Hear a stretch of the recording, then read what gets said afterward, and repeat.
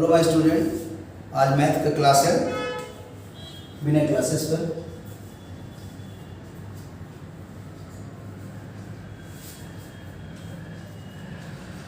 और आज मैथ में है ट्रिगोनोमेट्री।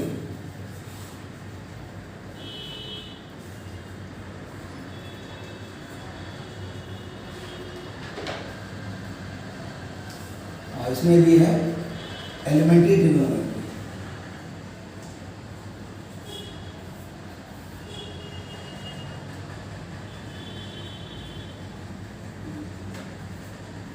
ये चैप्टर हो गया टीएमएच बुक के मुताबिक 10.2। इसमें पढ़ना है आज हम लोग को टू फाइंड ट्रिगोनोमेट्रिकल रेशियो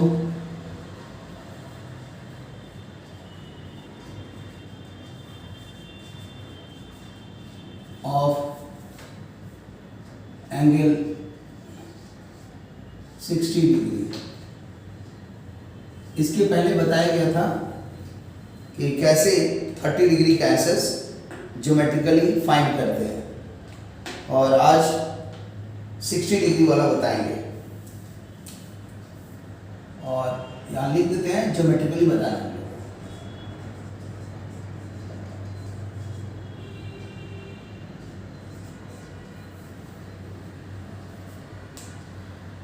तो कैसे होगा देखा जाए। जैसे वो लोग बताए थे ठीक उसी टाइप का चलेगा। एक बनाना पड़ेगा इक्विलैटरल ट्रायंगल,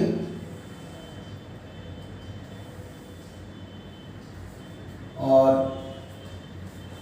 मालूम है कि इक्विलैटरल ट्रायंगल एक प्रकार से जो आइसोसेलेस ट्रायंगल होता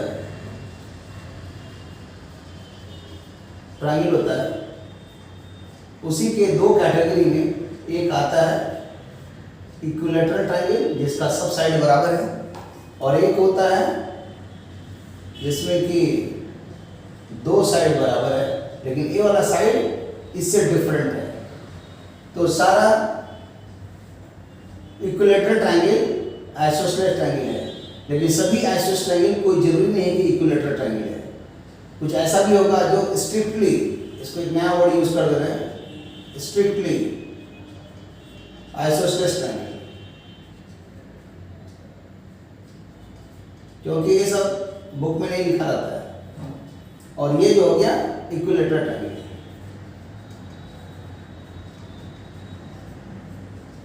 तो ये इक्विलैटरल ट्रायंगल है, इसका मतलब कंफर्म है कि ये आइसोसेलेस ट्रायंगल है, क्योंकि every equilateral triangle is an isosceles triangle.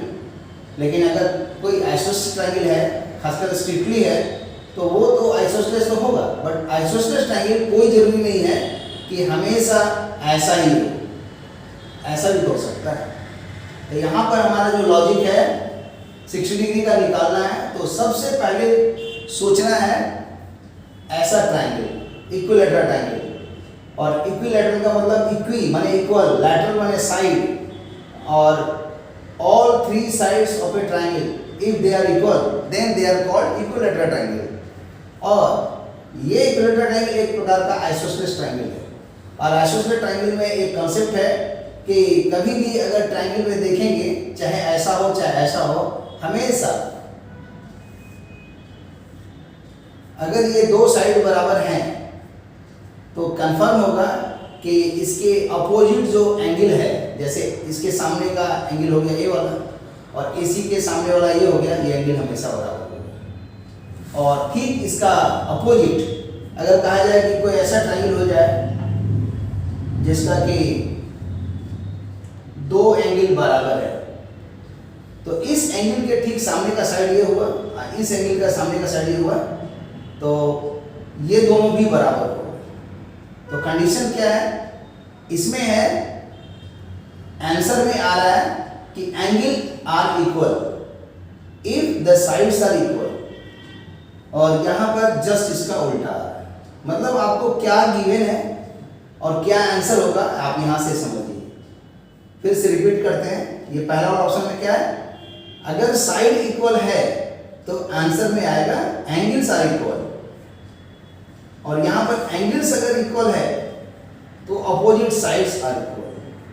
तो क्वेश्चन आंसर मत याद कीजिए, खाली आंसर याद कीजिए। तो आंसर क्या है इसका? आंसर में है एंगल, आंसर में है एंगल कि एंगल्स आर इक्वल, और यहाँ आंसर में है साइड्स आर इक्वल।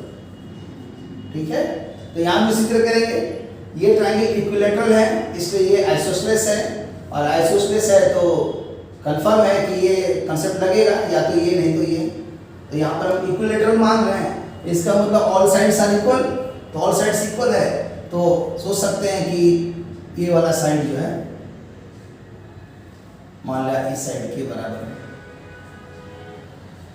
और अब समझ रहे हैं कि ये भी तो साइड इसके बराबर है, लेकिन अभी हम इसको नहीं लिख रहे हैं क्योंकि हम अभी बताना चाहते हैं कि क्या लॉजिक अभी देना चाह रहे हैं। पहला लॉजिक सोचा गया इक्विलैटरल ट्रायंगल, उसके बाद क्या सोच रहे हैं, इस ऑप्शन में सोच लिए, और इस ऑप्शन में इक्विलैटरल ट्रायंगल हमेशा आइसोसेलेस ट्रायंगल होगा, और उसके कॉन्सेप्ट से ये वाला यूज करने जा रहे हैं। तो क्वेश्चन में अगर साइड इक्वल है तो एंगल इक्वल होगा, तो यहाँ तो दिखाई दे रहा है कि साइड्स आर इक्वल, इसीलिए इसका अपोजिट का जो एंगल होगा दोनों सेम होगा। अब जब दोनों सेम होगा तो जब ये दोनों साइड लिए तब ये दोनों इक्वल हुआ। अब अगर हम सोच लें कि नहीं ये दोनों साइड इक्वल है और इसको डिलीट कर दें, तो जब ये दोनों साइड अगर इक्वल हुआ तो उस समय बोल सकते हैं इसके ठीक सामने का ये वाला हो गया और इसके सामने का एंगल ये वाला हो गया। इसलिए यहाँ पर ये दोनों को लेने से आ जाएगा इसके सामने का एंगल ये और इसके सामने एंगल ये। तो मान लिया इस एंगल को थोड़ा देर के लिए अल्फा लिख लेते हैं, तो ये भी अल्फा होगा, और ये दोनों साइड को भी अगर इक्वल ले लिए तो इसके सामने तो ये वाला आ गया और इसके सामने तो ये वाला है ही जो कि अल्फा है, और इसके सामने वाला भी अल्फा हो जाएगा, क्योंकि नियम है कि जब कभी दो साइड इक्वल होगा तो उसका अपोजिट एंगल्स इक्वल होगा। इसलिए इसके साइड का एंगल तो ऑलरेडी अल्फा अल्फा पहले से, तो इसलिए ये दोनों जहाँ इक्वल होगा इसके सामने का अल्फा है तो इसके सामने भी अल्फा हो जाएगा, मतलब ये भी अल्फा ये भी अल्फा ये भी अल्फा।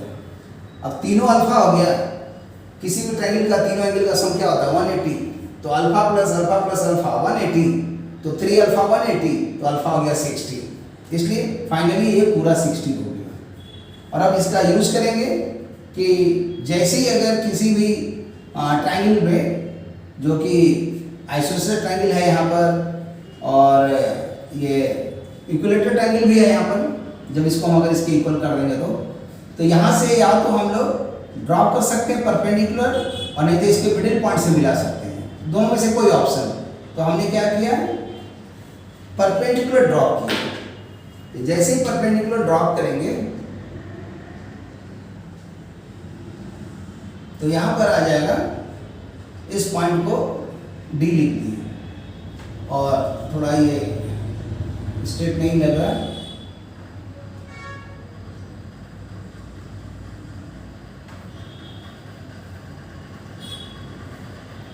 ठीक है। अब देखा जाए इन दोनों ट्रायंगल में RHS राइट एंगल ट्रायंगल ये है, ये भी है राइट एंगल ट्रायंगल, और हाइपोटेनियस दोनों का सेम है और एक साइड कॉमन है, इसलिए दोनों ट्रायंगल कॉन्ग्रुएंट होगा, और इसीलिए इसका कॉरस्पॉन्डिंग साइड सब इक्वल होगा। तो बोल सकते हैं कि ये वाला साइड इसके इक्वल होगा और ये वाला एंगल जो है इसके इक्वल हो जाएगा, और पूरा 60 है तो ये 30 डिग्री हो गया, और इस लेंथ को ले लिए 2a, ये भी है 2a, और ये ज्योमेट्रिकली इक्वल हो गया, इसलिए अगर ये लेंथ a है तो ये भी लेंथ a हो गया। और फिर इस ट्रायंगल में इन ट्रायंगल राइट ABD क्या देख रहे हैं, h² = p² + b², Pythagoras theorem. तो इस ट्रायंगल का हाइपोटेनियस हो गया 2a का स्क्वायर, और चाहे तो एक चीज़ और लिख सकते हैं, यहाँ पर h की जगह पुट कर देते हैं AB², और एंगल हम ले रहे हैं 60 डिग्री, तो ये 60 डिग्री है क्योंकि हम 60 डिग्री का फाइंड कर रहे हैं, तो 60 के रिस्पेक्ट में सामने वाला परपेंडिकुलर होगा। तो फॉर्मूला है परपेंडिकुलर, तो परपेंडिकुलर लिख देंगे AD स्क्वायर, फिर लिखेंगे इस ट्रायंगल का बेस BD स्क्वायर। अब इस तीनों में से AB का वैल्यू पुट कर दिए, AD का वैल्यू मालूम है कि ये फाइंड करना होगा, इसलिए AD स्क्वायर छोड़ दीजिए। और यहाँ BD क्या होगा, A है। अब इसको सॉल्व करेंगे तो आ गया 4A square is equal to AD square plus A square. अब AD स्क्वायर निकल गया यहाँ से, 4A square minus A square, मतलब finally 3A square. Square root निकालेंगे तो AD निकल गया A√3। और अब with respect to angle 60 degree देखेंगे कि कौन है परपेंडिकुलर, कौन है बेस। तो लिखेंगे विथ रिस्पेक्ट टू एंगल 60 को लिख देंगे एंगल ABD जो कि 60 डिग्री है। परपेंडिकुलर कौन है, तो इस एंगल के रेस्पेक्ट में अपोजिट वाला परपेंडिकुलर हो गया AD, और बेस हो गया ये BD, हाइपोटेनियस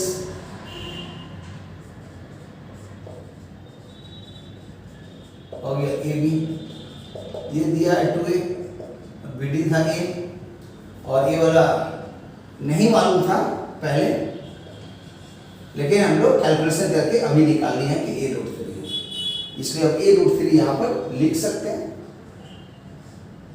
पहले नहीं मालूम था, लेकिन अभी कैलकुलेशन करके निकाल दिए। अब क्या होगा, निकालेंगे sin 60, तो sin 60 क्या होगा, तो यूज करेंगे इन ट्रायंगल राइट ABD। ये जो राइट एंगल ट्रायंगल ABD है, इसमें एंगल इसके रेस्पेक्ट में देखेंगे sin 60, तो इस एंगल का साइन मतलब परपेंडिकुलर AD, फिर आएगा हाइपोटेनियस AB, और AD मालूम है A√3, और AB 2A, A कैंसिल हो गया, तो √3/2 sin 60 का ज्योमेट्रिकली प्रूव हो गया। तो इसको एक बार रिपीट कर देते हैं और फिर cos और tan का करेंगे, उसका ये वीडियो खत्म हो जाएगा। पहले हमने क्या सोचा, 60 डिग्री निकालने के लिए राइट एंगल एक इक्विलेटरल ट्रायंगल, और उसमें दिखाया गया कि इक्विलेटरल ट्रायंगल एक टाइप का आइसोसेलेस ट्रायंगल भी हो सकता है। कैसे, ये दोनों को हम अभी सोच रहे हैं, इसको भी छोड़ दिए। तो इसके इक्वल होने से इसका अपोजिट एंगल, इसका अपोजिट एंगल अल्फा अल्फा बराबर होगा। अब फिर जब ये दोनों को सोचे तो इसके सामने ये वाला एंगल हो गया और इसके सामने ये वाला हो गया, तो ये अल्फा तो ये भी अल्फा, तो तीनों अल्फा हो गया, और तीनों का सम हो गया 180 होता है, तो अल्फा प्लस अल्फा 180, तो 3 अल्फा हो गया 180, तो अल्फा हो गया 60, इसलिए हर एक एंगल 60 होगा। फिर कंस्ट्रक्शन क्या किया, यहाँ से ड्रॉप कर दिए परपेंडिकुलर, और उसके बाद ये दो ट्रायंगल में से कॉन्ग्रुएंसी RHS वाला कंसेप्ट लगा करके प्रूफ कर दिए कि हाँ ये लेंथ बराबर है, इसलिए BD भी A है तो पूरा लेंथ 2 है तो भी A हो गया।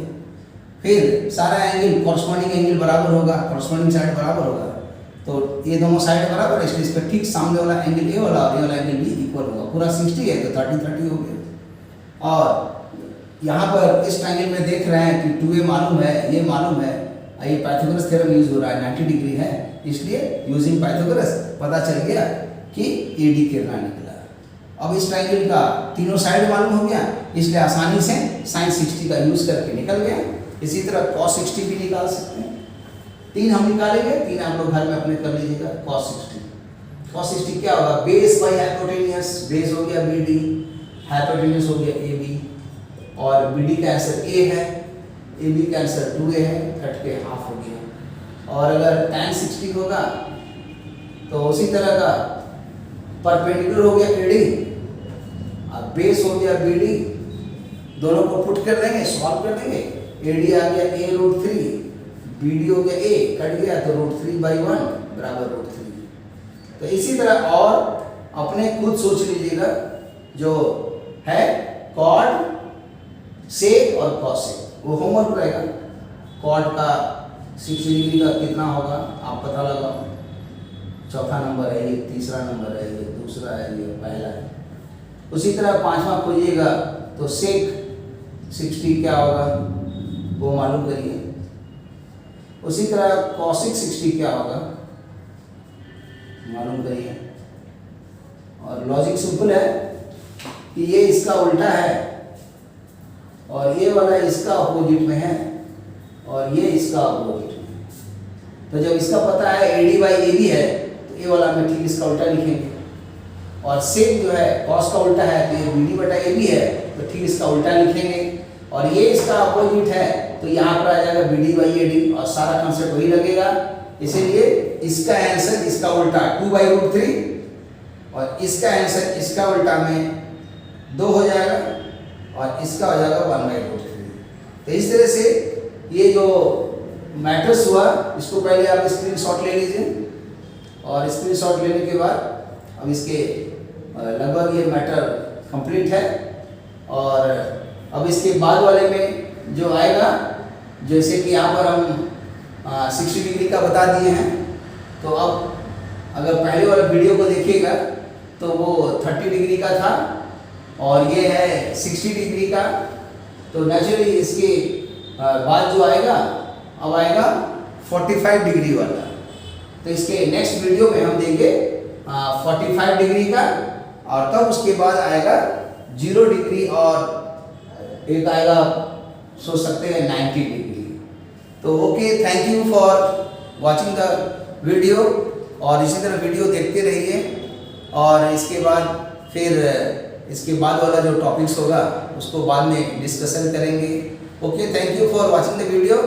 और इसी वीडियो को और भी दोस्तों के सामने में भेजिए, लाइक कीजिए और इसको फैलाइए और पढ़िए और इससे जो भी नॉलेज है गेन कीजिए। अगर कोई डाउट होता है तो कमेंट बॉक्स में मैसेज लिखिए और उसके जवाब भी हम देंगे। कोशिश करेंगे कि सारा प्रश्न का जवाब आपको मिले। और इसी तरह धीरे धीरे जो छोटे कंसेप्ट जमा हो रहे हैं, यही एक आने वाले दिन में बड़े बड़े क्वेश्चन बनाने में हेल्पफुल होगा। और ये अभी कंसेप्ट का क्लास पूरा चल रहा है, फिर एक मतलब अलग से भी बनेगा जिसमें कि पूरे एप्लीकेशंस का भी पूरा डिटेल में बनेगा। Okay, thank you for watching the video. See you again.